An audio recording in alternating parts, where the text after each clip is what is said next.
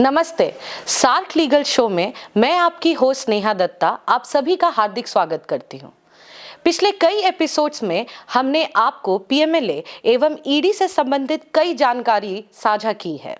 उम्मीद करती हूँ उन जानकारियों के द्वारा आपकी लॉ की समझ और बढ़ी होगी। तो चलिए इसी क्रम में आगे बातचीत करते हैं उनसे जिन्हें आप सभी एसी सिंह के नाम से जानते हैं। 41 वर्षों से बहैसियत वकील, सरकारी वकील और विधि सलाहकार रहे हैं। इन्होंने दिल्ली पुलिस, सीबीआई और ईडी को बतौर विधि सलाहकार और लोक अभियोजक के रूप में उत्कृष्ट योगदान दिया है। इन्हें भारत सरकार तथा यूएनओडीसी में संयुक्त रूप से यूएनसीएसी के रिव्यू मैकेनिज्म में नामांकित किया गया है तथा इन्हें South Korea and Republic of Vanuatu के भ्रष्टाचार कानूनों का आकलन करने हेतु नामांकित भी किया गया था, जिसे इन्होंने भली भांति सुचारू रूप से संपूर्ण किया।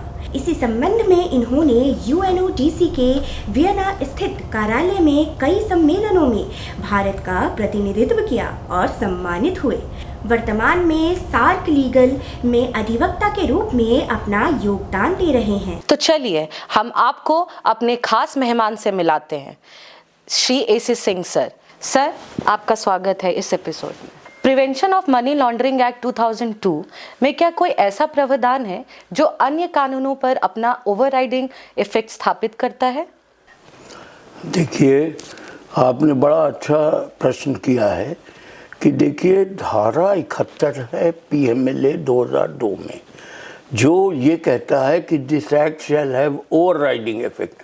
ओवरराइडिंग का मतलब है कि इसके पहले जो भी कानून है उन कानूनों पे ये कानून प्रभावी रहेगा। अब रहा सवाल इसका कि कब से, तो जिस दिन से ये कानून लागू हुआ, ये कानून लागू हुआ 1 जुलाई 2005 से। तो मैं एक उदाहरण के तौर पे आपको बताना चाहूँगा, सरफेसी कानून है।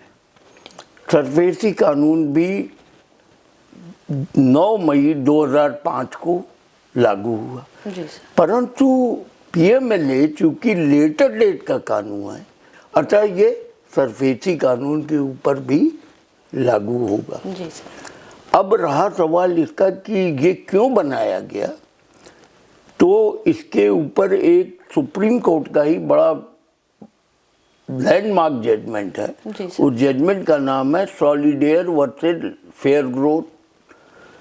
उस जजमेंट में ये बताया गया कि जब भी लेजिस्लेचर कोई कानून पास करता है और पूर्व में भी उसने इस प्रकार का कोई कानून पारित कर रखा है तो उसको ये ज्ञात है, लेकिन वो चाहती है, लेजिस्लेचर ये चाहता है कि नया कानून जो है ये प्रभावी हो।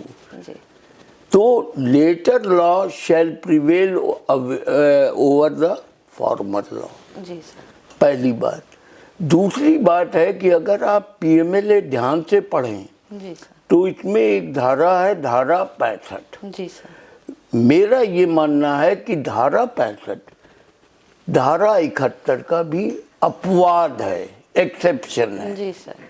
क्यों है? इसमें धारा 65 में ये कहा गया कि भाई ये सही है कि all the provisions of this act shall prevail upon, लेकिन दूसरी बात कही गई कि all the provisions of criminal procedure code 1973 shall apply. जी sir. Unless it is inconsistent with the provisions of PMLA 2002। अब देखिए सवाल आया, मैं उसमें भी एक उदाहरण आपके सामने प्रस्तुत करना चाहूँगा। क्या हुआ कि धारा 102 सीआरपीसी है जिसमें पुलिस के पास इस प्रकार का अधिकार है कि किसी भी संपत्ति को अगर उसको ऐसा लगे कि चोरी की है या किसी अपराध से संबंधित है तो वो रीजन टू सस्पेक्ट के बेसिस पे उस संपत्ति को जब्त कर लेगा। अच्छा, जी। लेकिन सबसेक्शन 3 ऑफ सेक्शन 102 कहता है कि विद इन 24 आवर्स वो पेश करेगा। कहाँ पेश करेगा?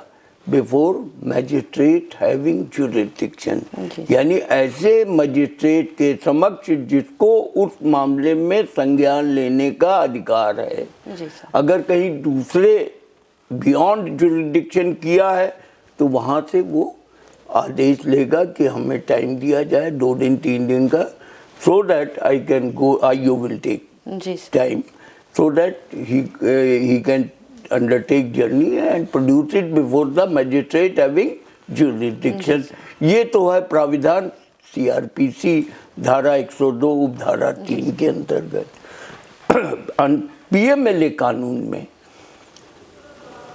या तो स्पेशल कोर्ट है, यहाँ पे जो भी प्रॉपर्टी जब्त की जाती है या अटैच की जाती है तो वो प्रॉपर्टी मजिस्ट्रेट के पास या स्पेशल कोर्ट में नहीं प्रोड्यूस होती। जी सर। वो प्रोड्यूस कहाँ होती है, उसके बारे में इजाज़त एडजुडिकेटिंग अथॉरिटी से ली जाती है। Adjudicating authority constituted under section 6 of PMLA।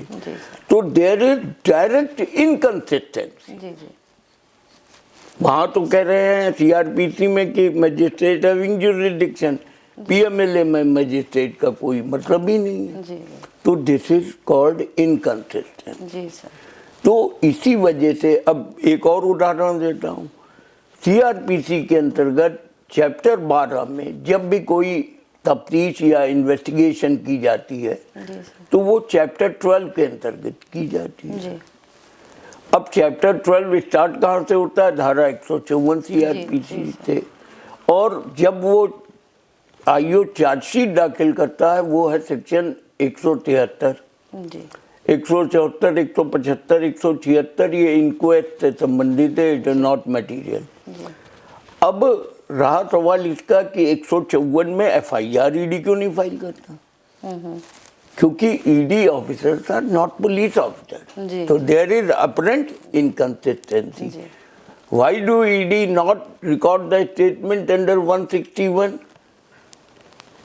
ED को धारा 50 उपधारा 2-3 के अंतर्गत अधिकार हैं स्टेटमेंट रिकॉर्ड करने के। अच्छा। जी सर। जो कि साइन किया जाएगा। धारा 161 का बयान, धारा 162 कहती है no such statement shall be sign. Therefore there is apparent inconsistency. अब रहा सवाल इसका कि अरेस्ट, अब अरेस्ट में सेक्शन 19 में प्रोसीजर दिया हुआ है। जैसे पुलिस ऑफिसर धारा 157 में अगर अरेस्ट करेगा तो रीजन टू सस्पेक्ट पे करेगा। जी। सेक्शन 19 में ED अधिकारी, असिस्टेंट डायरेक्टर एंड अबव जब किसी की गिरफ्तारी करेंगे तो there must be reason to believe, and that reason to believe must be recorded in writing, and such reason to believe should be to the extent that the accused is guilty of the offense of money laundering। तो ये condition जब fulfil होंगी तभी वो गिरफ्तार कर सकता है। तो अगर आप 65 में देखें तो उन्होंने अरेस्ट की बात भी कही है जी। और उन्होंने प्रोसिक्यूशन की बात भी की है। अब प्रोसिक्यूशन की बात की है तो प्रोसिक्यूशन तो कोर्ट ऑफ लॉ का सब्जेक्ट है जी। तो उसमें कहीं पे इनकंसिस्टेंसी होने का सवाल ही नहीं होता है। जी। बस सवाल कहाँ होता है, कोर्ट, नॉर्मल कोर्ट में एक सेशन की अदालत स्वयं कॉग्निजेंस नहीं लेती। जी। सेशन कोर्ट कॉग्निजेंस अगर ले सकती है तो धारा 193 CRPC के अंतर्गत ले सकती है, जहां एक बहुत बड़ी कोई गवर्नमेंट अथॉरिटी का डिफेमेशन हुआ हो। अदरवाइज कॉग्निजेंस लेने का अधिकार मैजिस्ट्रेट हैविंग जुरिडिक्शन को, वो कॉग्निजेंस लेगा, डॉक्यूमेंट सप्लाई करेगा 207 में और उसके बाद धारा 209 में उसको कमिट कर देगा बिफोर सेशन जज फॉर ट्रायल। यहाँ इस कानून के अंतर्गत special court, although it is the court of session, nonetheless it is original court for taking cognizance. यहाँ मैं आपका ध्यान आकर्षित करना चाहूँगा कि धारा 44(1)(b) में क्लियरली मेंशन्ड है The special court shall take cognizance on the basis of complaint filed by an authority duly empowered in their behalf without accused being committed to it for trial. That means कि straight away complaint file की जाएगी, आरोप पत्र दाखिल किया जाएगा. It is not a charge sheet, क्योंकि special court सिर्फ रिटन कंप्लेंट के बेसिस में और 45 की उपधारा 1 के प्रोवाइजो में ये कहा गया है कि डायरेक्टर और any other officer authorised by central government.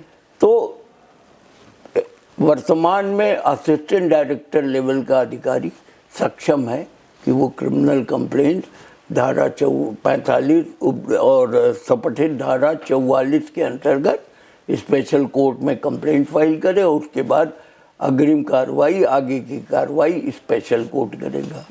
तो इस वजह से इनकंसिस्टेंसी को ध्यान में रखना बहुत जरूरी है. सीआरपीसी के सारे प्रोविजन अप्लाई नहीं करेंगे which are not inconsistent with the provision of PMLA. जी सर, कमाल का सेशन था. जिस तरह से सर ने सभी सवालों के जवाब दिए वह तारीफे काबिल है. तो दोस्तों, देखा आपने छोटी छोटी जानकारी किस तरह से राह आसान कर सकती है. इस चर्चा को हम आगे भी जारी रखेंगे अपने अगले एपिसोड में. तब तक के लिए मैं आपकी होस्ट स्नेहा दत्ता आप सभी से विदा लेती हूँ. जय हिंद.